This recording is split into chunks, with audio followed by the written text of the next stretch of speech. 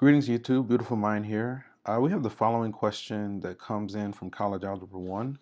We're asked to write the equation of a line perpendicular to 7x plus 9y equals 5 that passes through this point. Let me kind of do a few little changes here. So I like to start by getting a copy of the original. We have this 7x. The product is going to be I guess we got disconnected. The product is going to be equal to -1, right? So for perpendicular lines, let me just give this. For lines to be perpendicular, when we say the first slope times the second slope, their product should be equal to -1.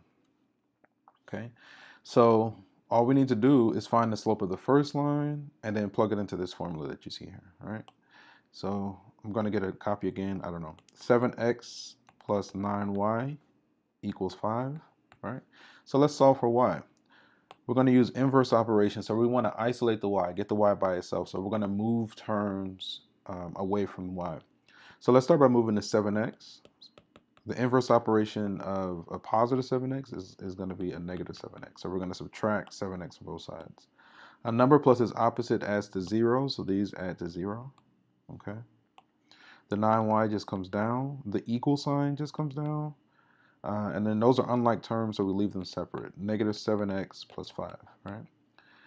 And again, if we're isolating y, if we have 9 times y, the inverse operation of multiplication, hopefully you got it, is division, right? So we're going to say the entire left divided by 9 and the entire right divided by 9. Because we're dividing by a monomial, which is essentially one term, we can actually distribute in the following way. We'll get y equals -7 by 9x plus 5 by 9. Again, we can break it apart like that because we're dividing by one term. Okay, so then it's clear that the slope of the first line is -7 by 9, all right? So we need to find our slope. Again, for these lines to be perpendicular, it needs to be the case that the first slope times the second slope equals -1. So then the first slope that we got was -7 by 9. We're solving for the second slope. And again, it should equal -1, all right? So you can either divide, okay, that's fine. So let's go ahead and the inverse operation of multiplication is division. Okay, I'll just do it like this. So we're going to divide both sides by -7 by 9, right? But when you divide fractions, we use the technique of keep, change, flip. So dividing by a fraction is the same as multiplying by the reciprocal. A number divided by itself becomes 1. So then we'll finish with m2. Double negative becomes positive. So our slope should be 9 by 7, which is essentially, you may have heard this expressed as the negative reciprocal for perpendicular lines, right? So this is our slope, and we want it to pass through the point 5, -5. 5, -5, right? So we have a slope and a point. We could use point slope. I'm more partial to just use the slope-intercept form. All right, point slope, that's a whole formula. Some students in the past showed me how they worked at using the slope-intercept. I thought about it, and I like that one a little bit better. I feel like it's more simple for people. So I'm going to use the slope-intercept, which is y equals mx plus b, right? So in this case, our y is -5. The slope that we got is 9 by 7. Our x is 5. The only thing we don't know is our y-intercept, which is b. All right. So if we, again, use inverses, I'm just going to kind of do a few steps together. We're going to subtract this 9. This is just a number. Once you multiply it out, this is just a number. Whatever that number is, I'm subtracting it from both sides. All right.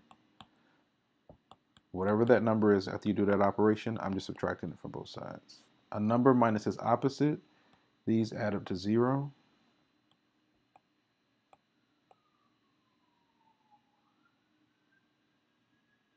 Okay. And then ultimately, we get, let me see. So we have this like -5 minus 9 by 7 times 5 equals b, and I'm just going to reverse the order because I just like for my unknowns to be on the left. So b is going to be equal to, let me see, if we get a common denominator, you can use a calculator, but I'm going to say 5/1, so negative 35 by 7 minus 45 by 7. Is that 70, 80? So then we get a negative 80 by 7, right? So we have our slope and we have our y-intercept. So then the equation of our line should be y equals our slope, which is 9 by 7, x minus 80 by 7, right?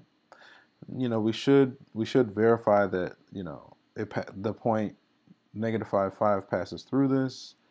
I'm just gonna, I think we have the answer up above, and I'm just gonna kind of use that. Okay, so we got 9 by 7. Let me copy and paste so we can just put them side by side. Copy, and so if I go back to the top, I have it right here. Paste. 9 by 7x minus 80 by 7. Okay.